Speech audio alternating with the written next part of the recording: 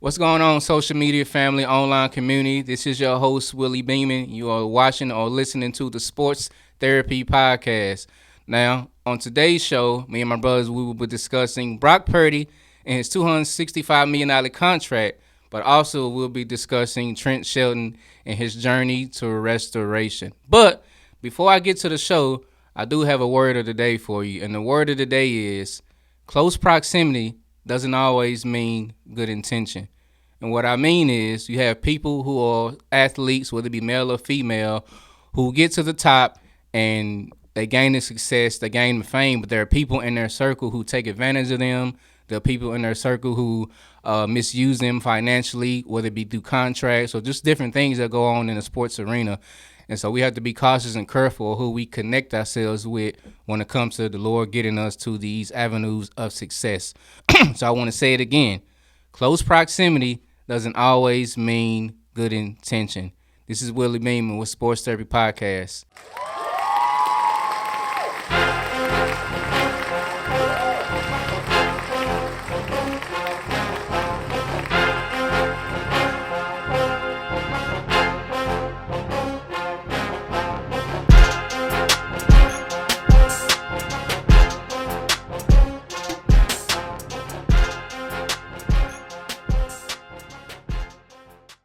What's good, online community, family? We are back for another amazing episode. This is a Sports Therapy Podcast, man, with good conversations, meet great athletes. We are back. This is your guy, Willie Beeman. To my left, it's your boy, Ted. You know what it is. And to my right, Hold up. I was yawning. It's cool. JJ in the building, Mr. T in the building, Willie Beeman. We are back, man, for another insightful and impactful episode on today. But like I said on our previous shows, you know, we got to set the groundwork, set the framework with the icebreaker question, man. It's something we've been doing as brothers, man, for years now. So just kind of set the mood. And so the icebreaker question, it is centered around sports. Let's get it. So icebreaker question for today is, for you guys, what's your favorite sports-related movie or documentary? Oh, we already know and what why? yours is. I'm going to let y'all, sauce that up. Sports-related Movie or documentary. It could be either or. What y'all got for me? Ooh, I got mine already. I got two good ones, but to pick one, Yeah, I got a few, but I'm probably going to pick. I'm going to have to go with Glory Road. I think I have. That's the one with the white coach coaching in West Texas. Yeah. Okay, yeah. I have seen that. It's been a minute, but I have seen it. Do you remember the context of the So movie? basically, he got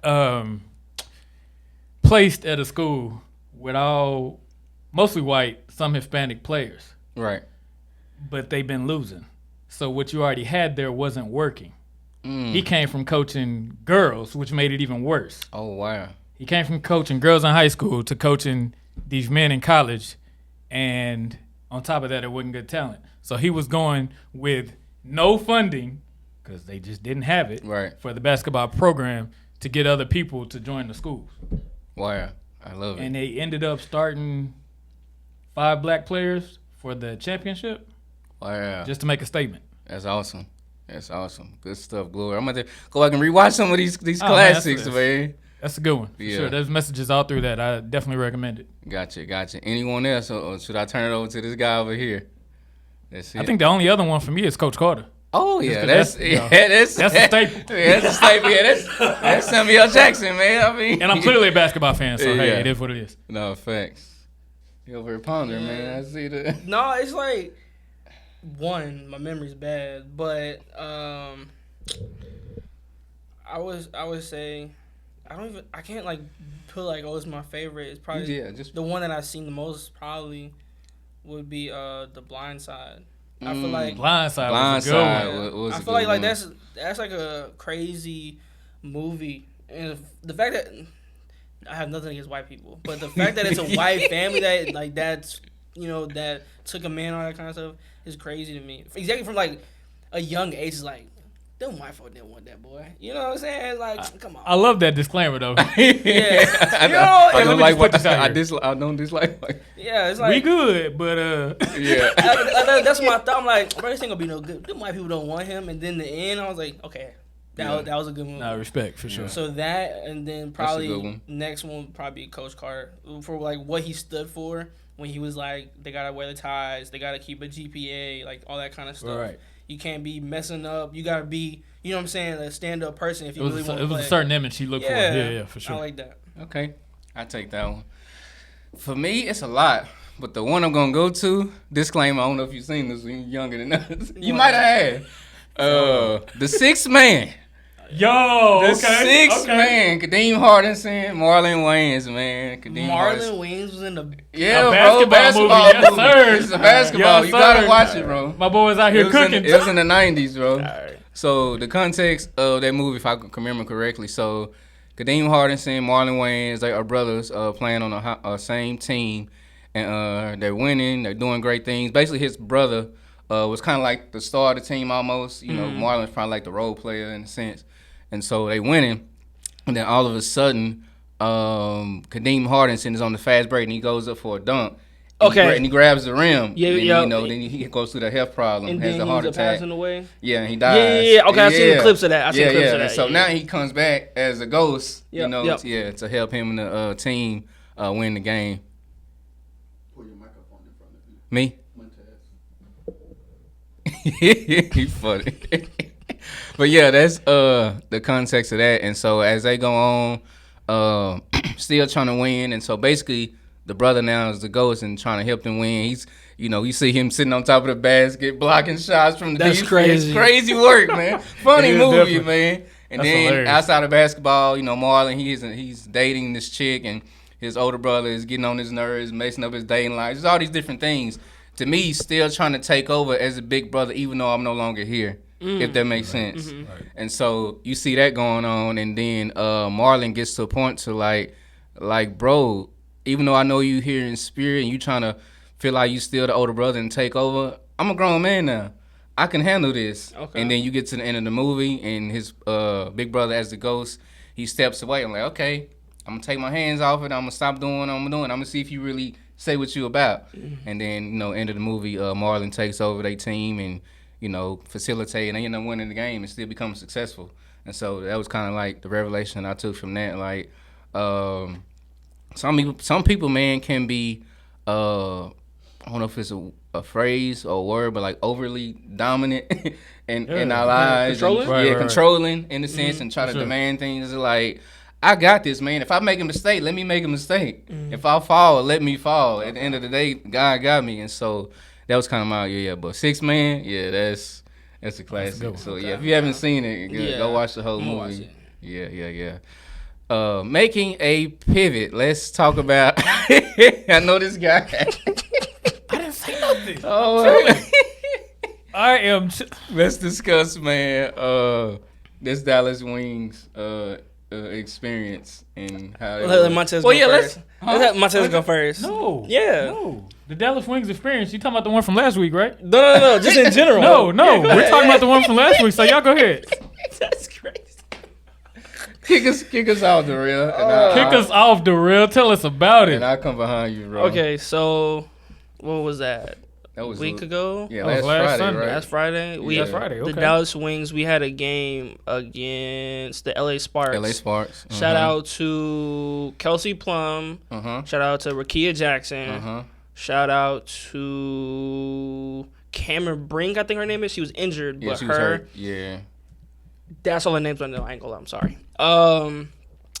In the beginning, we was, you know, I'm gonna say we, talk about myself. I was very optimistic that we were going to win. You know, I believe that there's no one that can beat us other than ourselves. Okay. Now, if we don't step up, then that's because we don't step up. So then the only other option is that y'all beat us. But Right. if everyone steps up, does a drop, I don't believe anyone can beat the Dallas Wings. That's just my opinion. Okay. Me being a baby Dallas Wings fan right now. And Yeah, so I'm me like too. jumping ship. Gotcha. But yeah, so I was like, okay, we're gonna come in here, we're gonna do our work. I was like, it's gonna be easy. Now, during the game, Uh-huh. there were some things that were throwing me off. Like what? I work there, but I can't be just saying reckless stuff. My God. There was a lot of like bad transitional awareness. That's one thing that stuck out. Like, I think, who was it? Cameron? No, not Cameron. Who was this? They had a center on their team. I'm not employed by her, so I can say this. She had kind of like a very big cranium. She didn't look like she's supposed to be out there, but she was hooping though. So I say that to say she was hooping For the Sparks. Yes, she gave them I think like 4 or 5 threes that Hooping entire with a big game. head. Yes, Okay. it's crazy work. I got you. Kelsey Plum I think ended with 8 points, like 8 or 12. See, I don't work for Yeah. him. I can say whatever. You know what I'm saying? You say whatever. You know what I'm saying? So it's like Yeah, Kelsey Plum didn't do a lot that game. like Kelsey Plum to me is like the dominant like scoring Scorer, person. So right, if she's not doing nothing, we still getting beat. What's going on? That's crazy work. So transitional awareness and then communication. There was a lot of like, yeah. let's say Willie's guarding you and then they do a screen and then I come off and instead of going back to my person or instead of Willie come back to you, he just goes wherever he wants to go and now I'm guarding 2 people or I'm guarding nobody, whatever. Like that, like Yeah, communication. either I'm going under the screen, I'm going over, like Yeah. switch, whatever Are we're you doing. picking up your person or not? Exactly, like Yeah. communicating that. And then it was a lot of, I feel like, clock management issues. Like they didn't like. There were certain times they passed the ball at the top of the key like 4 times before they did something, and I'm like, you only have 24 seconds. 24. That's all you get. I just want to make sure. I don't know if WNBA NBA is different, Nah, but you only yeah. got 24 seconds. So like, what we doing? You know. Yeah. So other than that, I don't know. I don't really have too much. We did end up losing the game, but we did. it wasn't a hard loss because there are things that you can tweak. You know what I'm saying? Like it'd be different if we were giving our own. We still just got our butt whooped. But I know there was stuff we could change, so I believe that it's all right. So And it's been in the season. how'd you feel about the atmosphere in the arena? Oh, it's straight love. It to me, it's mainly women, obviously because it's the WNBA. I would think there'd be more women, but there are some men there. There's some little girls and little guys there. But amongst them all, they were all showing love. There was a point where they did like, don't sit down until we score a point. Right. And most people, not me, I'm not doing that. I got bad knees. But most people stood up until they scored that first point. I'm just saying. No, it's definitely a tradition. I know what you're talking about. Yeah. Nah, it was a dope experience. I mean, it's been a while since I've been to a game. I went a couple years ago and I took Tamika for her birthday and it was crazy. It was against the same team. Yeah, crazy work. And at that time, that's when Candace Parker was still there. And Derek Fisher was coaching. Derek Fisher was Yeah, the WNBA coach? Yeah, he coached the Sparks before. I didn't know that. Mm-hmm. Yeah, he was coaching them at the time. And so, fast forward, go back again and play the same team. But no, the atmosphere was dope. The vibes was dope. I was getting tired of that guy behind us. The LA Sparks fan. I'm like, my God, bro. You finna catch his elbow in Jesus' name. I said, if he said something else, Willie, let's just go back there and drop kick that man, bro. Just, you know what I'm saying? Hell of business. Let that man enjoy the game. I'm like, try Jesus. Don't try me. Shout out to James Jones. But yeah, no, it was cool. It was a fun experience, man. I definitely want to go to some more. But some takeaways for me, I think one of them was offense being stagnant at times. Mm-hmm. A lot of ISO ball and them just sitting there, like a deer in headlights, not moving around, not moving the ball. And then there were times we went on a run, but they couldn't play. The defense was trash too on the other end. Ooh, I'm sorry to cut you off. Go ahead. So there was a point when, I think it was Enrique. She was going crazy this game, She cooks. but she disappears. Like and like that rubs me the wrong way. It's like she'll have like sparks, like she'll just go, but then there'll be times where it's just nothing. Yeah, it just disappeared. You know? Yeah. So could that be that she is trying to get everybody else going? So she's not playing by herself? No, it's like No? I think for me, she has the ball in her hand and doesn't do anything with it. Now it can be the personnel she's doing it with. They may not know her or like be able to understand what she's trying to do. Yeah, her Maybe that'd be what it IQ is. is chemistry. But like there were, to me, I'm not saying that's reality, but to me there were times she had the ball in her hand and she was not doing anything with it. If she was trying to do that, she should have made it clear, like, no, be on this side. If she moved, like LeBron, if she Facilitate. moved, you know what I'm saying? Like, Yeah. speak up, like that I kind got of you. stuff. But yeah, so when she got out, there's a girl named JJ Cornelly. That's what I was just finna get Bro, to. That's what I was just finna They get literally, without them on the court, it was like, what are the Wings doing? Without Enrique or the Or JJ, JJ? or like the bench, I guess, if they weren't on the court, we weren't doing nothing. And that was it's like, so should she be a starter? She should be paired with them. Like, I don't know, but she just made That it look might be so. something in the works. She made it look Yes, so bro. easy, I seen that bro. too, bro. Yeah, With it might be JJ. something in the I like, why y'all put her in the end of the game? She should have been in the first That's what I'm half. saying. I didn't understand the lineup, man. Like, it would, when I say not slight work, but like she like whatever she wanted, she dang near could get to. I ain't gonna lie. Right. yeah, she had 14, 4, and 2. I'm looking at the stats. Like- Enrique only had 8, 4 assists, 1 rebound. Sound like we're gonna be making some adjustments. Yeah. We should have. They, by now. I think they said 75 to 95% of the team is new. So Yeah, we Yeah. talked Yeah, about you talked about that too, before, Where we a were while talking about back. how many people they traded away. Traded away. I didn't know that. I thought everyone's been there. So they got. I think they said new coach, obviously new Definitely new players, coach, and they mhm. just I drafted. think there was only one from the starting lineup that's still there from last year. and like, Oh, that's wow. crazy. That's crazy Yeah, I work. think Enrique is the only one left from the starting lineup. Yeah, that's true. That's true. It's shout out to Dejanay Carrington. That's what I was just finna say. That's my girl, bro. Yeah, I do like She Dejanay. be She hoop. saving yeah, us, she bro. hoop, bro. Yeah, she be She hooping. had Not even just offense, but defense wise. Yeah, she a dog. And man. it's funny because that's the same one we talked about when they first did those. We moves. did. We was like, I think talked that's about gonna be the that. one to watch. We was Yes, right, bro. Hey. We was definitely We right. called Shout out it. to Dejanay Carrington. We called it. man. We called it. Speaking of, I guess it's a side note. Speaking of Dejanay Carrington, I was watching Shaq's documentary on Netflix. Him rebuilding and buying Reebok. And him and AI. I think Shaq's the president. AI is the vice president. So it's a 6-part documentary on how they're trying to rebuild Reebok and get it back on top. And one of their signees is Dejanay Carrington. So that's what she be getting them shoes from. Yeah, they signed Dejanay Carrington as one of their stars, and so yeah, Nice. I just wanted to throw that in there. But yeah, man, it was a cool experience. Just they got to work on that offense, that defense, man. They got to work on lineup. I think I told y'all in the chat recently with the coach they just signed, even though he was known to be a defensive guy from NCAA to WNBA. Wings are 11th right now in defensive rating. So, yeah, hopefully we see some changes, man. Hopefully we see some changes. Let's pivot, man, and turn to our next topic. Let's talk about the guy, Mr. Brock Purdy. Mr. Brock Purdy. Himself, quarterback for the San Francisco. They're going to start calling him 265. You know what I'm talking about? 265. 265. Mr. 265. Mr. 265. Brock Purdy, man, in his 5-year deal, $265 million, man, for the San Francisco 49ers. Kick us off, Let your boy get one. right? Just one. I just need one. Yeah, just one. Yeah. I ain't even asking much. Just one. He said I just need one. That's Yeah, it, bro. yeah. I can make I a can meal work work. the I promise you. I can work the I one. can turn 2 fish and 5 loaves of bread. I can Gosh. Talk about it. I can make it work.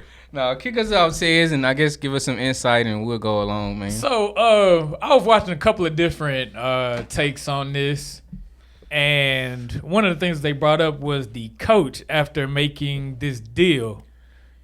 The coach told him, I just need Brock to be Brock. We paid Brock to be Brock. We didn't pay him to meet a certain goal. We paid you for what you've already done, so keep doing that. And I was like, huh?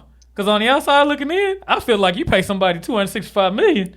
I'm gonna need some results. No, facts. That's funny. I totally agree. But that's just, I don't know. It's just how I look at it. But it's because I don't know any better because I'm on the outside looking in. But I also looked up other players that have recently gotten paid, including my quarterback. I'm gonna get it. Dak I'm Prescott? gonna get it. Oh, I'm gonna get into that too. But- Yeah. Okay, so anyway, I'm gonna get into that. we're going to get into that. But it's amazing to hear how many people have different perspectives, but you got to see it from both sides. Because I feel like, okay, as a player to get that 265, I'm hyped because your boy ain't got to worry about nothing for a minute. Yeah, but at the facts. same time, you had that weight of, okay, they just paid me $265 million. Now I got to walk into my locker room and look at these other people and make sure I'm producing.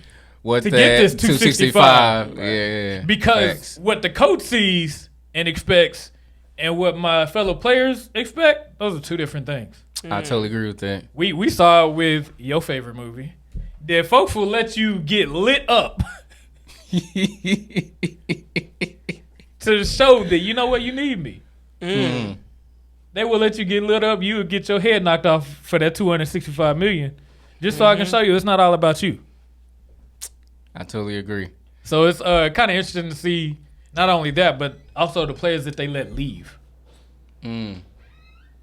Debo Samuel Yes, yeah, Debo is gone. playing for the Eagles.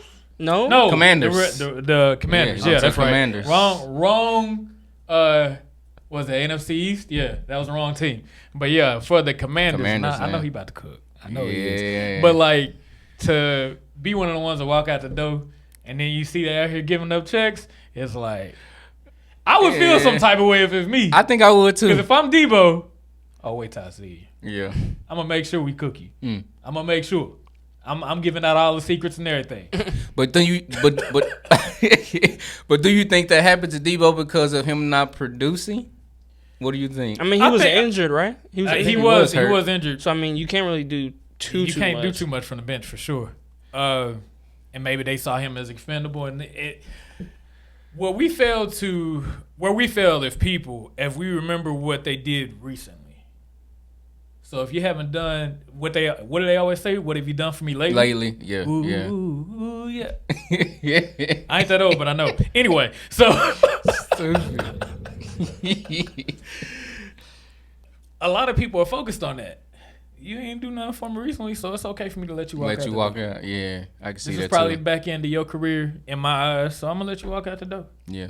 But what's satisfying to me is when that person come back and tell your mouth that. It's happened to the Cowboys quite a few times. From people, I'm talking about even from just people that we didn't pick, that we should have, We shoulda that were got. still on the board. We might even looked at them, but we just didn't end up picking them. My guy Randy Moss, Ooh, he was on the board, Moss to the and we didn't Cowboys. pick him. My God. That's been So crazy every work. time he came to us, He or we could. came to him, He could. I'm just saying it happens. So that's just kind of my take on it, just to kind of talk about different aspects of this of- whole $265 million that Brock just got. Yeah. Congrats to you. by the way. Congrats, my guy. What you Um, got, man? I'm gonna say, for me, similar to what Montez said, it's like if I get paid 265, I'm worried about what other people see. Like, oh, is he worth the 265? Should we have wasted that? Oh, that money should have came to me. X, Y, and Z, stuff like that. Like, what does that look like? Like, if we're putting what their thoughts into reality, what is being 265? Does that mean going from where he is to Tom Brady level in one season? Does it mean like less? Like, what does that look like? You know, because like if I'm gonna say, Willie, you're not worth 265 million, right? If I'm saying that, now I have to give an example of what that looks like, and either do I meet it, do I fall short, or do I exceed it? Those are the only things that are going to matter at the end of that. You get what I'm saying? Yeah. So like, if you can't do those, then at that point you gotta be quiet. I'm just saying, like, I get it. if not saying anyone's saying that. I'm pretty sure some people are, but if you're saying that about him, you have to give the example, and then either if you're not gonna get that, you have to be quiet. Right. Nah, I agree. I'm with it. Because he's just talking out the side of your neck. But then on the other side, for Brock, I believe he shouldn't let the money weigh on him too much, because when you do that, you mess up more. Like when you think about, oh, I gotta live up to this expectation, I gotta do da. That's when you try to prove something is when you start messing up, or it starts getting a little too heavy, or stuff like that. Yeah. I like Montez said, I believe he should just be who he is, and they make it playoffs cool, they make it Super Bowl cool, like whatever it is, just be who you are, so that way they know that you're at least attempting. You know what I'm saying? Yeah. I got it, man. Great. Some good stuff, brothers. Some What good you got on that, stuff. sir? Just kind of give some context of who Brock Purdy is. We already mentioned quarterback for the San Francisco 49ers. He is 6'1", 220 pounds. College he played for was Ohio State. To kind of give you some of his stats, for the 2024 regular season, he had 864 yards. He was 10th in that. He was 20th. He was 15th with 20 touchdowns. He was 99th with 12 interceptions, and he was 7th in QB rating with 67.9. So, give you guys some stats, but let's go into what Tez was getting ready to lean on. All these quarterbacks. Let's talk about So it. I saw this. Chase Daniel, I believe this is the guy that is on the facility with Emmanuel Macho and Shady and I think it's another guy. Yeah, I follow them too. Yes, sir. And he tweeted, Brock Purdy got paid. This deal makes him the 7th highest paid quarterback in the NFL.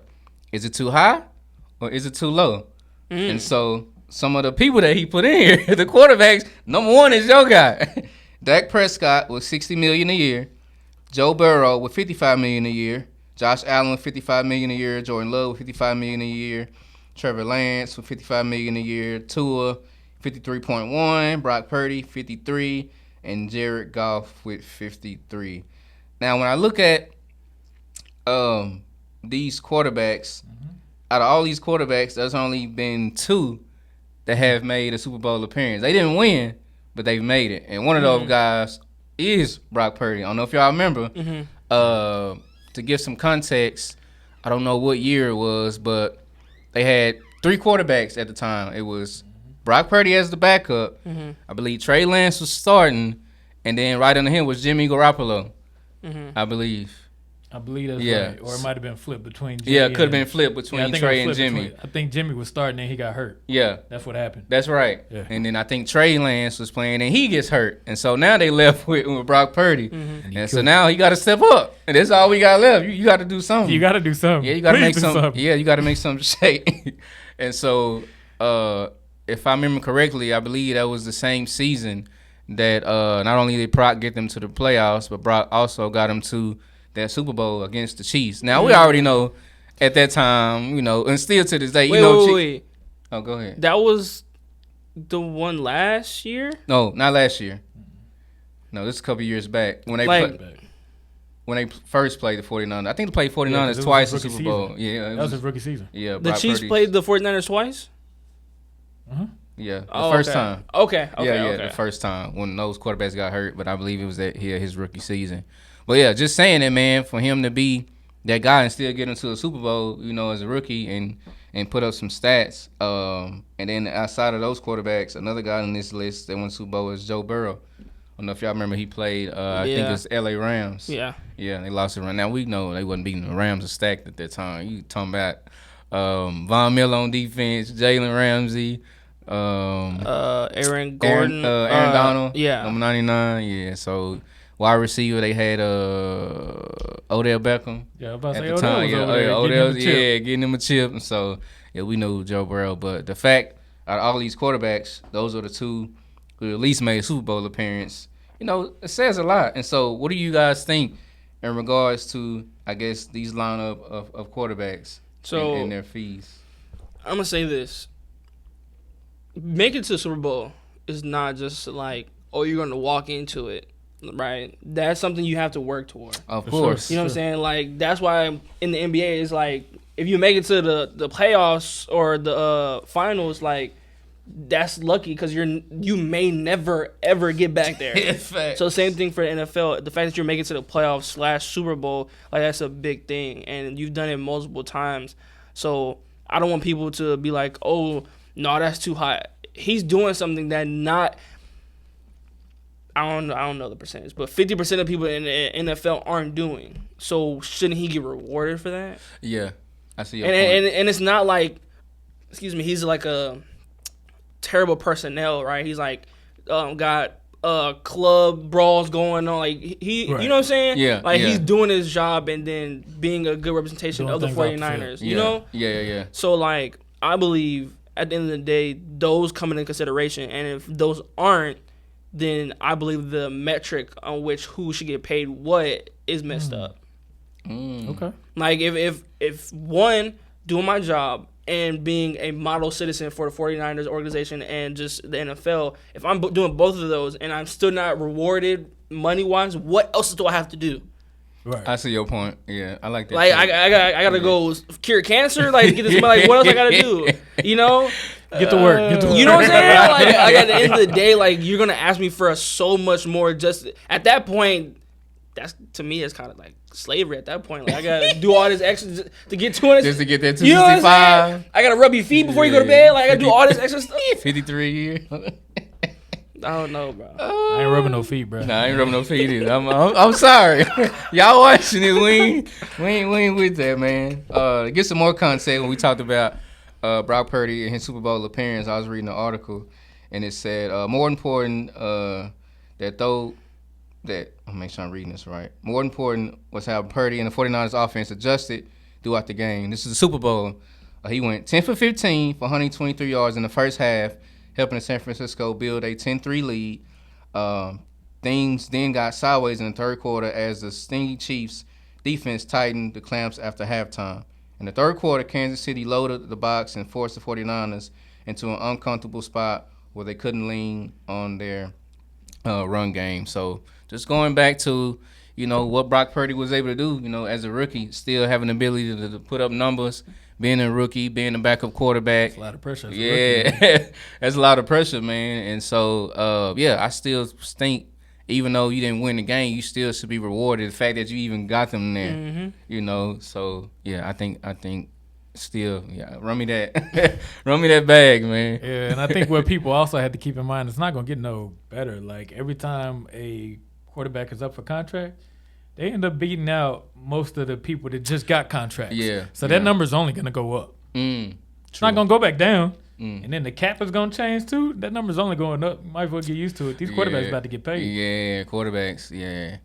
I guess in that context, should quarterbacks be paid the most when it comes to positioning, when it comes to in just positions in general? We know running backs don't get paid much compared to compared to what they go through. I know the quarterback is the head of the offense, but you got to think about some of these running backs we see too, or even receivers. I believe they should get a higher percentage. I'm gonna say that. Running backs? No, quarterbacks. Because they're an extension of the coach on the field, right? Okay. So I don't know if it was Cam, but I think it was Cam Newton. He said that like his coach called something, but he saw something different, so he changed it up, and I think ended up scoring, whatever the case may be. Yeah. But the fact that you have to be able to do that, not saying running backs can or receivers. I see your take. Like you have to. I know what we're 3rd and 5, right? We down whatever. Coach told me to go to the right, but they stacking up over there, so I think we should go to the left. You know what I'm saying? Yeah. Like you have to take in consideration the stuff that you're on the sideline and just telling me what to do. I have to. There's so much that goes into this, It does. and for me to be able to make these quick decisions to benefit us, possibly get us a touchdown off of this, and you want to pay me less than whatever percent is, like that's a lot to me. That's a lot that I have to do. I can see that. Yeah. Like at that point, I think most people will see the quarterback as the captain. So would you not want to pay a good captain? Yeah, typically, yeah. One of the captains is a quarterback for sure. Yeah, So yeah, that's a great take. I definitely could see that, knowing that there is a lot of pressure, on quarterbacks, and they basically are the reflection of, the head coach, but still having to have the ability to adjust in game in real time and do those type of things. I was watching, I think it's on Prime. It talks about the evolution of quarterbacks. Michael Vick is the narrator, but he's in it too. They were showing, some of his highlights on how you had to, one of the greatest quarterbacks, man, when it came to scrambling, man. Now we see it now with Lamar Jackson and what he's able to do on the field. And so, yeah, you do have to have that ability to adjust, real quick. No knock to everybody else. Yeah, but the running backs and the receivers, but I definitely agree. Yeah, I think I agree with that as well, but I think there's also some special cases where if I'm an NFL player or a coach or whatever, and I'm looking at my schedule, I'm more worried about other people that are on that team outside of the quarterback. People like Aaron Donald. Like True. when I got, so-and-so coming up. Oh, shoot, Aaron back there. Like when I got to do that, maybe your quarterback ain't so important at that point. no, and that's what I'm saying. Not to say that, he doesn't still do those things that he's talking about. 'Cause, yeah. I mean, you got what, like 6 seconds? Mm-hmm. And your decision has to be made. Has to be made, yeah. Otherwise, you're on your back.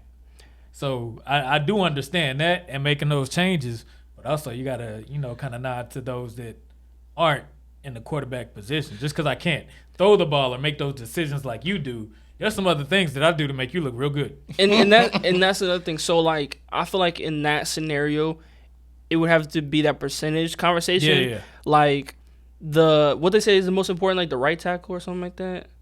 On offense? Yeah. Because like it guards the blind side, right? Or like a left Right. tackle, whatever. Left tackle. So like left tackle.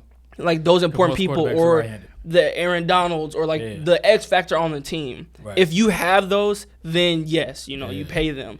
But if you have a boo-boo team and the quarterback's the best thing, pay that quarterback. You know what I'm saying? Right. But if you got a team full of like X factors, okay. So percentage-wise, yes, we'll give a little more to the quarterback, but we will still give you guys, extra. And then if I know they have like incentives for certain games, if you get a certain amount of yards, you get an extra. You know what I'm saying? Put those toward those X factors people, so they don't feel like everything's going toward the quarterback. Like That I feel makes like there's sense. ways of Okay. I'm with that. getting through that, and not just here's a fat contract and just go about your Right. day.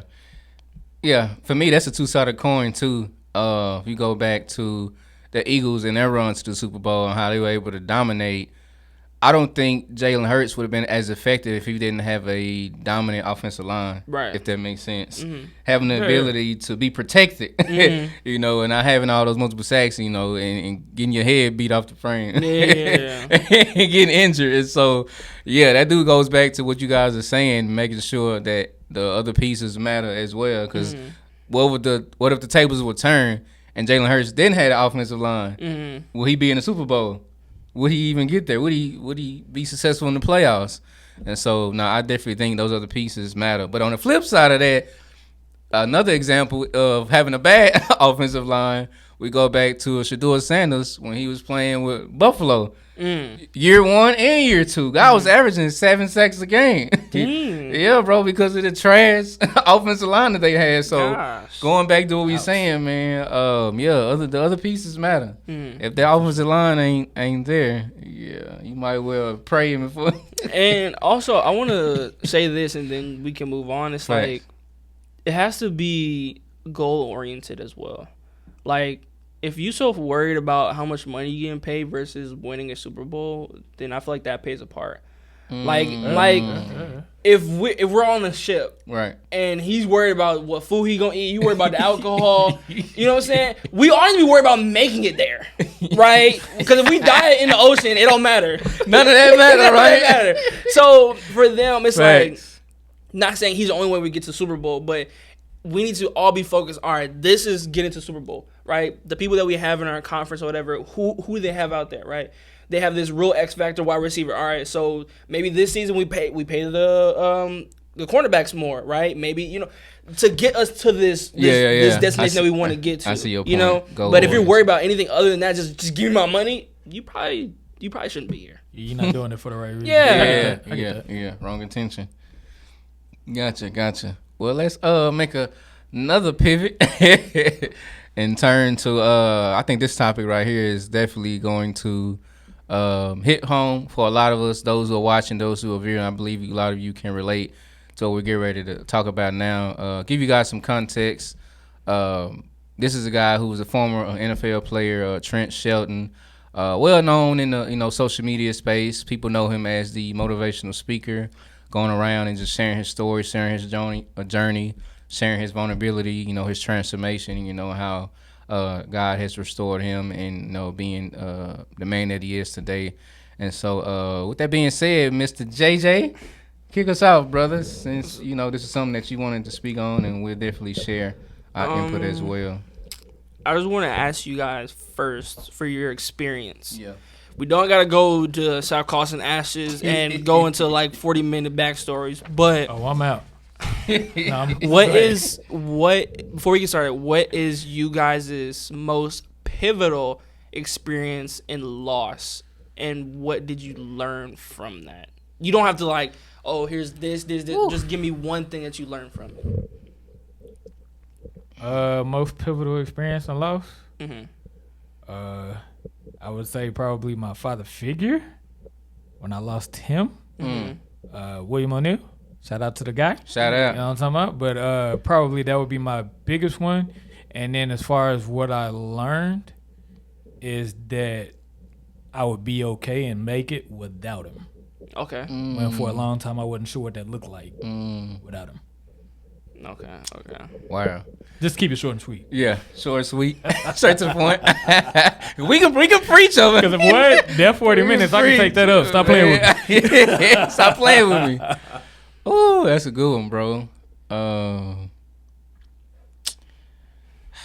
Repeat that again. So, what was the most pivotal loss in your life, right? Because in this one, I think he ended up losing his mom, I think it was. And what he learned from that is, I think that, like, his experiences are ministries for other people. So, for you, what is your most pivotal loss, if you care to speak on it, and then what did you learn from that? I can go so many ways. I'm probably go most recent, man. Most pivotal loss has probably been my grandmother. Rest in heaven, Olivia Coleman. Those who follow this show and also the intro podcast, when I first got on and being a part of Troy and the network, I've even shared it with him. I've shared it with y'all how important my grandmother was to me. The rock of the family, fearless woman, relentless, Jesus lover. No matter who you were, no matter her being on her bedside and her decline after her stroke, she always preached Jesus. She always preached, making sure that, you steered towards the right path no matter who you were, no matter what the skin color was. And so that was probably October last year, one of the most pivotal things. And I can say it's still tough, but to keep it short and sweet, what I learned from it and what she would tell me was keep going. Okay. One of the slogans, I feel like I need to get it on the shirt, Troy told me, she always says that even though I might move like a snail, grandson, snails still has the ability to move. Mm-hmm. And so even though I might be moving slow and my daughters or my, sons may make fun of me, I still have the ability to put one foot in front of the other. Yeah. And so that would be from what I learned from a man, just keep moving, because grief can be ongoing, but that doesn't mean you have to stay in it. So. Okay. Well, I can't ask y'all, and then I don't have one. For me, it was, when was that? December 20, maybe 22nd, 23rd, somewhere in there. Bad memory. But I think it was 2019, 2020. Like I said, bad memory. But it was the day I lost my grandpa. Shout out to Kenneth Blocker. That experience was very hard. One, because I was the person who found him the way he was found coming home from work. So yeah, that was a catalyst for a lot of changes in my life. So I'm just leave that there. I don't know. I don't want to go to have deep dive. But what I learned from that is, one, you don't always have to be with someone to feel like they're a part of you.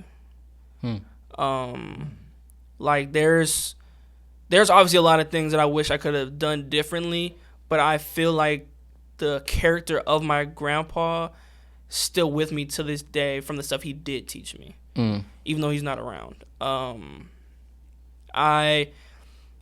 The way I love my nephew, like I think about my grandpa, like how would he feel? What would he say? Like how he, like, you know what I'm saying? Like all that kind of stuff. Yeah. How I interact with you guys. Like, am I treating them with respect that my grandpa would be like, yeah, that's how you need to be with a man. Like, don't be looking down on them. Like, just whatever it is. Like, right. Always having that in the back of my mind.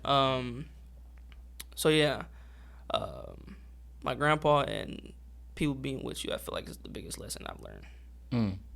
I love it. Great takes. To keep this going, I took some stuff from... If you guys haven't watched the episode, the context of what we're talking about is Trent Shelton was on the Pivot podcast. Shout out to the Pivot. It's one of our favorite podcasts. But Trent Shelton was on there recently sharing his story. And so I just got some takeaways, man, that I feel like we should discuss. And, you guys might have different perspective. Let's get it. So some of the one of the statements that he made, I took some stuff from his IG. He said, "Sometimes I wish someone would check on me without needing something from me." How you doing? Let me hold something. Hey, What's y'all take on that, Yeah. no, man? so like, okay, we about to get real right now, okay? So the thing for me is checking up on me without needing something. That checking up part, let's just do that first. Okay. That checking up part, some people really suck at that. Now that's okay, but I need you to be aware that you suck at it. You gotta be aware that you suck at it, sir. Yes. Like Oh, don't God. get me wrong. Obviously, it comes with time and experience and stuff like that. I give grace for that. But Right. certain people, if you get the same response every time, I think you need to change it up a little bit. Like, there's nothing wrong with the, hey, how are you? That's cool. But if I ask you that about 4 times a month and every time I give you the same thing, you don't think you should try something different? Yeah, you got to give me something different. You know what I'm I'ma give saying? You I'm talking gonna about the give you response? general. No, I'ma like give you the question and both. both. So both So, like- sides got to be a little different. Yeah, like Okay. for me, like just asking how are you? Yes, and I can obviously give you something, but if you really want something deeper than that, you have to come with something deeper. Does that make sense? That makes sense. Like, not I don't think I've done it before, but like I asked Willie, like, hey bro, like how are you doing right now? Like you good? Like how's work? How's it? Like asking these questions to get what I to want get what out you- of him. yeah, Not just right, saying right. how's life. Like that can go so many That's ways. very broad I'm blessed and question. highly favored. You know what I'm saying? You can just How you get. doing today, sir? You know what I'm saying? Like I feel like you have Today to. I'm good. You have to come with certain things to Yeah. get certain things, but right. on the other side of that as well, your responses have to get better as well. So if someone tells you something deep, don't just be like, oh okay. Well, okay, I spilled my heart out. And you That's just, nice. Dang, that that's sounds like that. right? sucks. Like that's crazy. Like if someone really comes to you and says whatever they say, Right. and then I spill my heart to you, take the time to look through what just happened. You know what I'm saying? So and sometimes even just being quiet, just like, do you want me to do something? Like how you want me to show? Like go through that. Certain people just be like, how are you? Okay, all right, babe, cool, bro. You know what I'm saying? I'll let you later, I bro. feel like, okay, so as the person to ask that question, you have to be intentional about that. Mm-hmm. So if you're intentional about that, when whoever it is gives me their response, then I'll be ready. Not only will I be ready for it, but I'll know how to respond to that response. Because I can't just leave you out there Right, and hit you right. with the, oh, okay, oh, that's nice to know. Yeah. Oh, good for you. Oh, that sounds terrible. You can't do that. You have Yeah. to have something. I like that. And it can't be just, oh, I'm going to pray for you. Leave it up to God. No, that's not going to work for me. Yeah. Give me something tangible.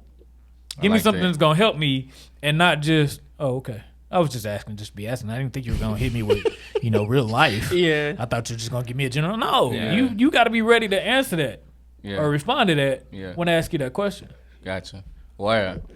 Oh, that was loaded. That's and- good, man. Before you move on as well, Nah, go ahead. for the people out there that are watching this, don't get it wrong. Check up on the people. Please do check on do people. do the questions. Just like Monte said, be very intentional and just think about it while you're doing it. Yeah.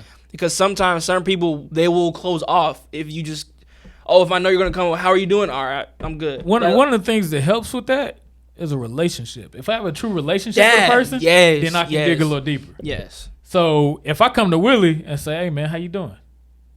Willie will give me, what's going on. But if I don't like that answer, if that's not deep enough for me, then I'll follow up with another question. Yeah. How's your mental today, sir? How you been doing lately with your mental? Yeah. Oh man, I've been struggling. See, that's what I was looking for. That's what I was looking for. I love it. So you got to be intentional about that. Yeah. And don't just accept her. Oh, it's all right. It's all good. No, it's not. Yeah.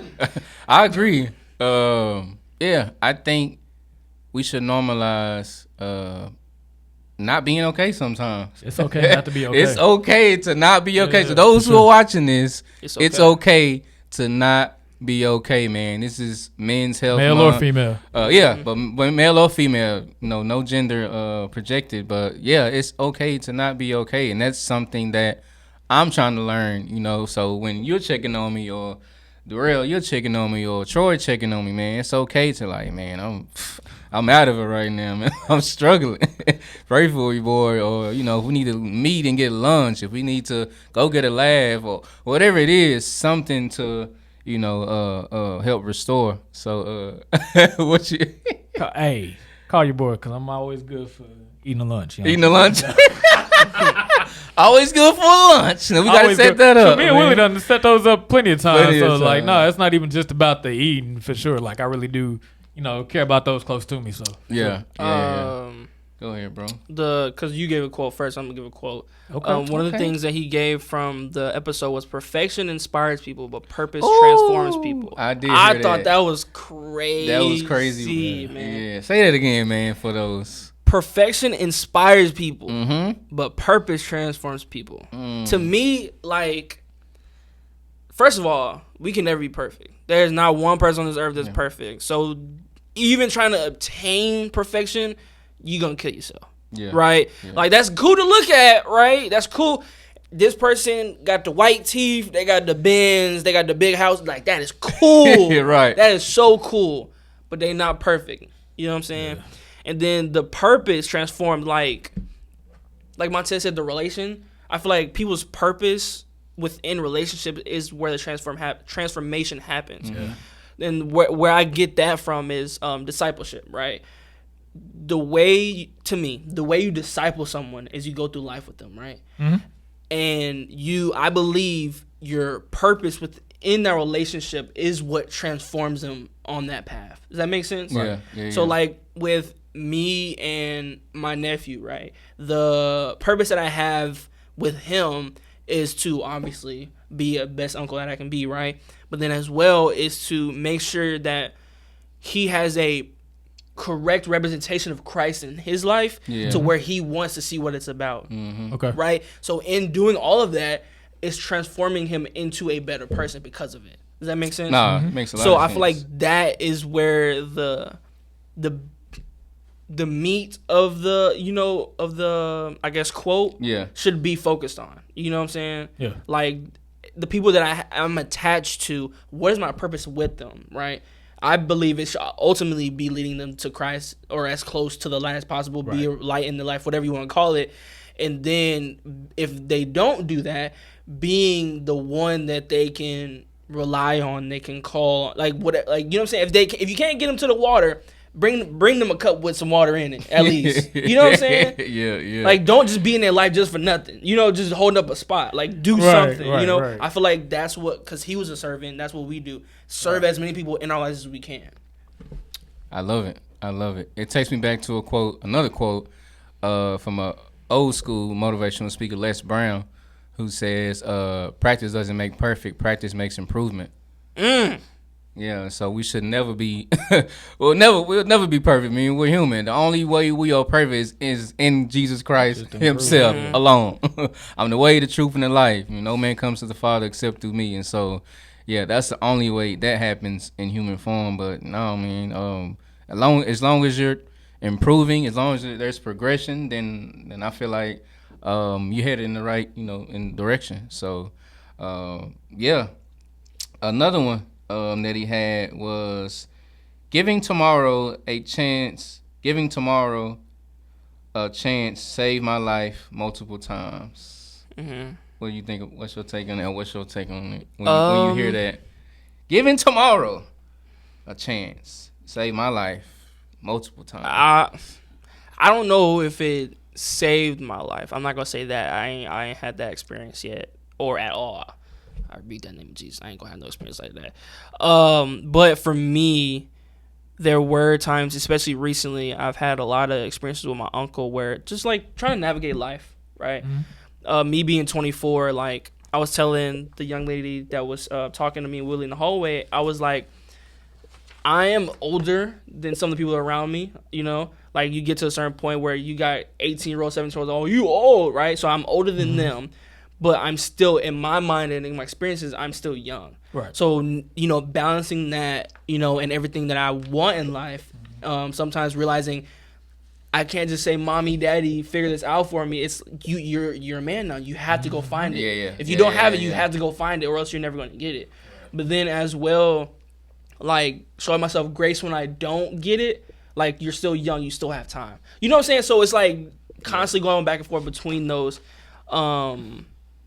That's that's giving tomorrow a chance to what it looks like for me. Is like not letting that overwhelm you, and just tomorrow try it again. Whatever experiences come up, try it again tomorrow. Like it may not be me getting a $6 million or what was it, 625? Oh, 265? 265, you know what I'm saying? 265 contract, but you know what I'm saying? Increasing my pay, you know. I could get that tomorrow. Don't give up today, you know. I could be looking for a new apartment or new house, whatever, but I can't find nothing. I still have tomorrow, you know.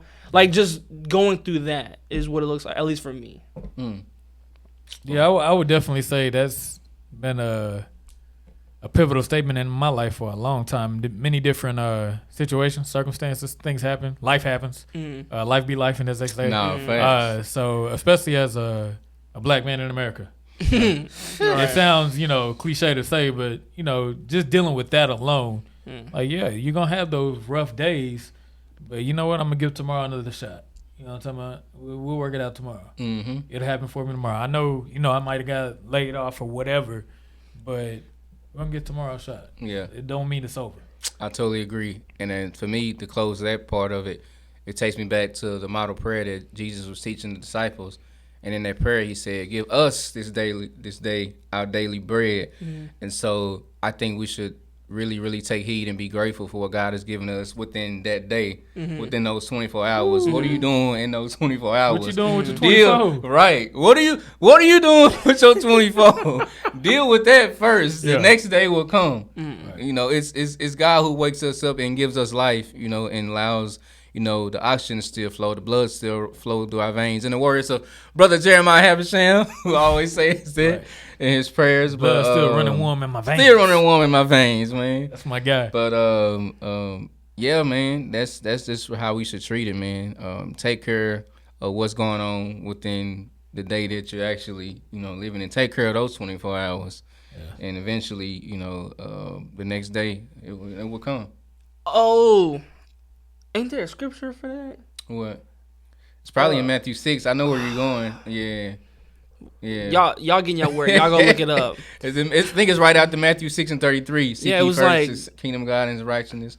All these things will be added to you. Then it's right after that. I can't remember verbatim. It was like, why worry about tomorrow? Yeah. When something like that. Yeah. Something Today like will take that. care of itself. Yeah. Yeah, I think it's Matthew 6:34. But y'all can fact check that. Yeah. Go get to your Bible. word. Yeah.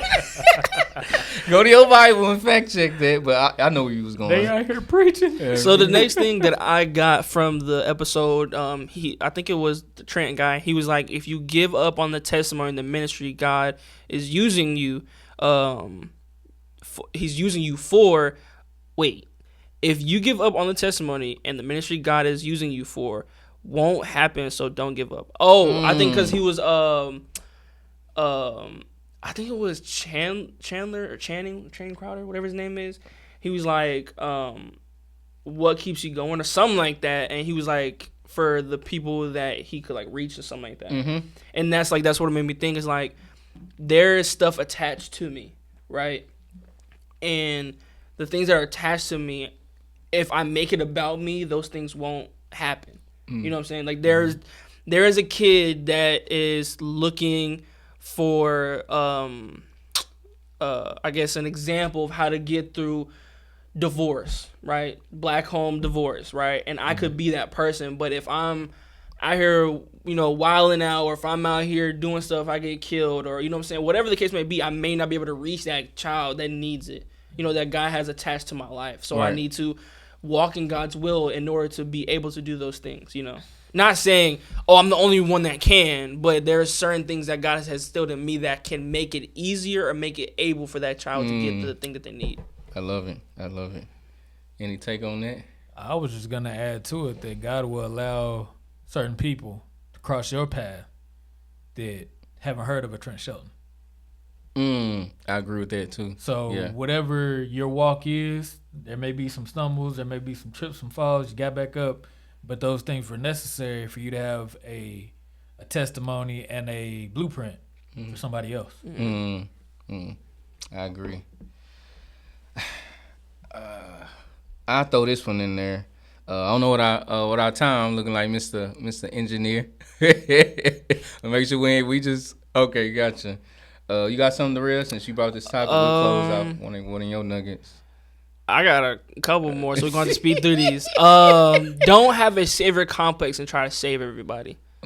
Is one of the things that I want to tell the audience watching and you guys. I know you verbally you may not say it, but subconsciously it may be something that's driving you to don't have a savior complex and try to save everybody. For me, that is something that I do a lot. My biggest issue is my brother. Even though he's my older brother, he's my brother. So, like, I don't want anything to happen to him.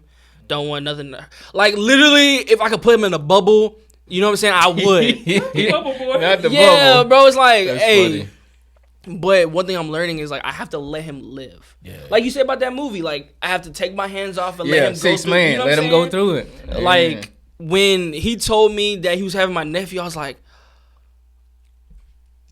my brother's having a kid? Lord have mercy. Lord! that shocked me too, bro. Dude, I was like, oh my Yeah, gosh, like, yeah. what's gonna happen? Is him and his girl gonna say, like, there was so much going through my mind. And my uncle was like, just be there for your brother. Yeah. Like, you can't save him. It's already happened, first of all. You're making it way harder than Yeah, you like, be there literally. for him. Yeah, yeah. Just be there. So Show it's up. like, yeah. okay, like, and just that mindset, whether it's him, my mom, because I'm a huge mama's boy, like, whatever, him, my mom, maybe my grandma, my aunts, whoever in my life's going through something, I can't take that from them like I'm Superman. I have to give it to them and let them deal with it. Now, if they let me in the situation or ask for my advice, then that's when I step in. But any other time, just be there for whoever that person is. I totally agree with that. Going through some similar situations with my sister, who's 2 years younger than me, and her fight of, the mental battles, being a single mother, raising my nephew who's 9 now, the issues she's having, with the father of her child, and, recently, the job loss. Just got a job. I think she's been out of a job probably say close to a year. So that weighed on her, trying to provide, financially, all these different things. And so, like you said, they just gotta go through. It's only so much I can do as a human being. Yeah, I mean, I feel like God has me as the spiritual leader, and so I do, pour into her. I'll send her scripture as encouragement. I talk if she gives me that space to pour into her. But at the end of the day, this is a path that the Lord has you on, and like we talked about offset, God's love's not always shaped in the in the way we want it to be shaped, if that makes sense. We always say God is love. That doesn't mean God is not going to correct you. That doesn't mean that God is not going to chastise you. That doesn't mean that God's not going to let you go through the wilderness to see how tough you really are. So that takes me back to, I think it's in Psalms where it said, many are the afflictions of the righteous, but God shall deliver us out of them all. So good people go through bad things. And so, yeah, man, I had to take my hands off and say, okay, God, you got my sister. You'll provide for her. The job will come. And now she's working. She got a job. She's in school. So you're right. Montez? I would have to say I have that. See, my big bro, he got his stuff together. So I think for me, it's more so like you were talking about having that savior complex. Mm-hmm. Like, I ain't got to help everybody. Especially to the point where they're like almost too close sometimes. Like relying on to where you? like it'll bring me down. Okay. Like, Yeah. like I've always been that type of dude, bro. Like I'll give you like my last, bro. You can have it. Yeah. But like I can't always be like that. 'Cause what happens when I need my last? Right. So I've had to use wisdom, and God is still working on me with that, with how much I actually help people. Not to say that I don't want to, because I do. I'm still gonna help you. It's just I have to limit myself to where I can still do me. Yeah. Wisdom and stewardship is Yeah, what yeah. I've learned. If I got $20 and I gotta get 15 for groceries and you ask for 15, I love you. I give you 5. But I need Yeah. this 15 for groceries because if I don't, I'm not gonna Man, eat. what? No, You know what I'm facts. saying? Yeah. I gotta eat. So you know what I'm saying? So like, Facts. I feel like that's Yeah. one thing that For sure. take it from you. That's what God is showing me is like I've learned a good amount from Montez, and one of the things I try to implement. I ain't as good as him. I'm very like, oh, you need something? What you need it for? You know what I'm saying? But Nah, that's wisdom. That's like funny. if I do have it, I do try to give It's funny. and not just give, but give responsibly. For sure. Next thing I had was I will not lose myself trying to please perceptions.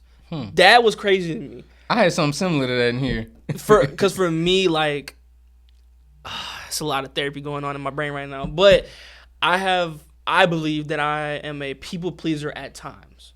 I'm not going to take that onto myself, but I'm just going to say at times I can be a people pleaser. I would rather, if Montez said he needs me to take him somewhere and I have something going on, I'd rather give up on that thing, or I'll try to do both just so Montez is not mad at me. You know what I'm saying? And that can, That's light work, bro. That's a that can different put me phone in call. worse conversations. Like, I'm running a little bit behind, but I'm still coming to get you. Now I'm wasting extra gas because I'm doing two things instead of one. You know, it's like a lot of stuff can happen when you're doing that. And rather than try to, believe I'm a good person, just if you don't think I am after that, I can't do nothing about that. And continually putting that in my mind. But one situation shouldn't change who you are to me as a person. Just because you couldn't show up, just because you didn't have it when I text you, oh man, let me get that 20, or let me get that 15. My boy's like, nah, I need to get groceries, so you can get this 5 though. But like, nah, that one situation shouldn't change my outlook on you because of our relationship. I agree with that. Totally. Don't take that burden, bro. Don't take that burden. Please don't. You ain't Superman. We talked about that. Man. I'm gonna throw one in there, and then I guess I'll let you throw another one. Whew, this is He said, "Turn the page. Don't stay addicted to your sad story." I don't know if you remember when he said that. And basically, what I took from that, he was basically saying, like, you have people who you're trying to, I guess, encourage or minister to or pour into. And like y'all talked about in the beginning of this topic, like people who are coming to you with the same, I guess, response. Every time you ask them a question, like, sometimes we just get tired of hearing the same sad story. Yeah. There has to be some level of growth, man. There has to be some level of awareness. Going back to what Bishop taught on earlier, man, prodigal son, we already know the story. You know, gets his inheritance too soon. He goes out, he wastes it. But the text also said that he came to himself. So there was a sense of awareness, like, dang, I done messed up. Let me make my way back, to my father's house. And so that was a change of narrative and story for him. So it's like, please don't stay addicted, man, to your sad story. I mean, I'm not saying that none of us don't go through life issues or depression or anxiety or different things that weigh on. I'm not saying that. Your feelings are valid. But what I am saying is, don't allow yourself to stay in that pit, man. Put people around you who can pick you up and pour back into you. People getting your business. That'll help. Yeah, for sure. man. I'm going to say this, and then I'm going to do these last two, and then we're going to get out. Yes, sir. I feel like a lot of people take refuge in their pit rather than trying to figure a way out. Like they'll put a TV up, they'll bring chairs around, you know what I'm saying? They'll maybe put a refrigerator, hook it up. Oh, I'm cool down here. I've learned how to cope in this rather than trying to get out where I am. That's so good. You know what I'm saying? That's Let 'em good. cook. Like that. I'm not gonna lie, that was me for a little bit too. It's like I know how to push people away so I feel comfortable. I know how to avoid certain topics. I can say certain things to not get too deep, but I can say certain things where you leave me alone. Right. Like, there's so much you can do to accommodate the pit rather than getting out. But That's once so you get good. out, you'll realize, I should have been got out Out of of there. this. Like, Yeah. Don't take refuge in the pit. Get out. That's heavy. That boy preaching. I like it. But the last two I want to leave with you guys, and then we close out, is after we leave people, what do we want? Do we want transformation, feeling heard, or other? Like, what other thing do you want from that? And then second, losing family members, how long until it doesn't bother you, or how long till are you at peace and can draw strength from it? Yeah. You want to go about that? Ooh. You asked a couple of questions there. Yeah. So I guess the last question, Yeah, that's in order to draw peace, I think the peace is going to take its own time. But once you get there, you can use that loss as motivation to better others, to impact others. Because I know there were people that I lost where all it did was make me better. No, I didn't want to lose that person, but it caused me to be that person for somebody else. Gotcha. I love it. For me, I'm gonna use an example. Speak on what Montez talking about. I didn't lose nobody, but me and Montez went through. How long was it before we started talking? Yeah, that's what I'm saying. It was a good minute. Yeah, So yeah. like there was a some years. minute in time where Yeah. I was like, not like Montez can go die in a hole, but it's like I don't want to put myself in that situation. Right. But then I had to grow in certain things, and I knew that reconciling that relationship is the only way I can do that. So I had to go to Montez, have our conversation, and all the things that transpired. Like it is what I needed. You know, even though I didn't want to reconcile with him, I needed it. You know what I'm saying? So once I got what I needed from it, and it healed the things I needed to heal, after that point, it allowed me to dang near be in the same room and not, like before, like, oh, we in the same room. But now it's like we can laugh, joke, talk about stuff, like whatever it is, and there's nothing there, right? So that was, I don't even know, like, I'm gonna say at least a year plus of holding a grudge Wow. for, what was it, maybe an hour conversation to finally get peace. Yeah. Like that, for me, that I feel like that is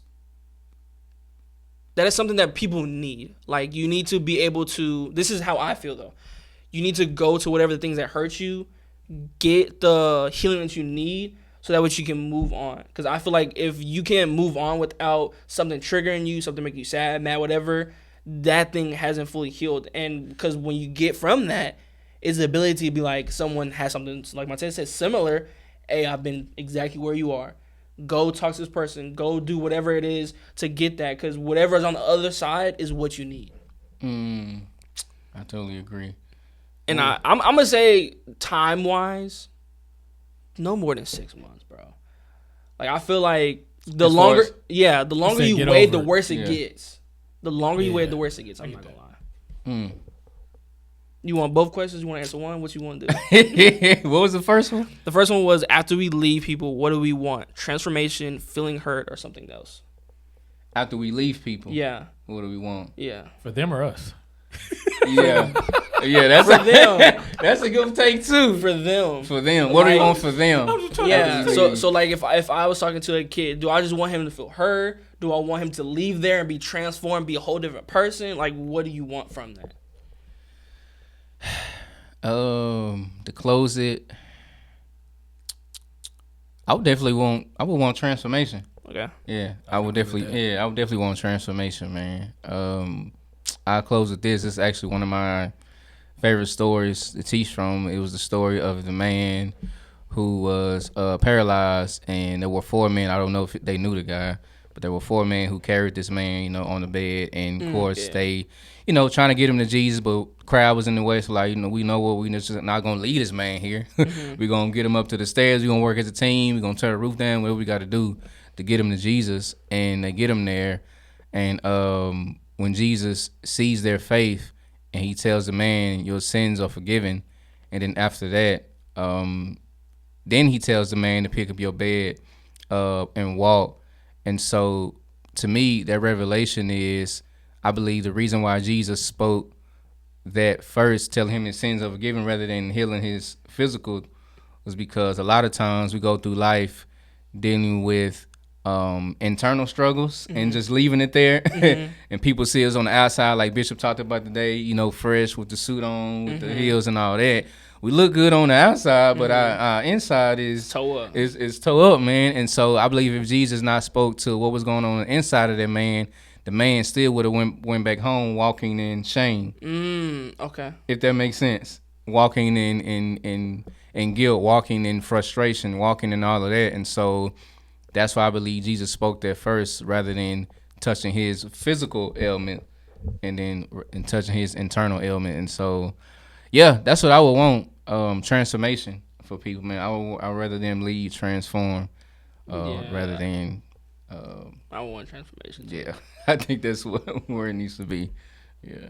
Transformation, Montez? Yeah, definitely. I just want to make That's sure. like there was too many people who made an impact in my life, so that's always my goal. Yeah. So even if our interaction is not long as I made an impact, I'm good. Mm-hmm. Yeah. Okay. Good stuff, man. Great Appreciate show it. today. Great show. We appreciate y'all tuning in, man, for Sports Therapy Podcast with your guy Willie Beam and the guy to my left, It's your boy T. my guy T, and to the right. It's JJ. He is never ready for his part. Yeah. It's crazy. JJ, man, y'all could continue to stay tuned, man. We got some more heat for you guys. Yeah, man, today was a great show. Share you guys' social medias, man, and where they can then follow y'all. On MR, the number 2, MBS on everything. Gotcha. You gonna go through No, but on Instagram _is.ya.boy with 2 eyes _ and on TikTok Jesus Love JJ. Follow me on that. Hey, on Instagram it should be W Strickland, WSTRICK. On TikTok, man, that's Willie Beeman. Y'all know what it is, man. We appreciate y'all tuning in. We will see y'all next time. God bless you. Peace.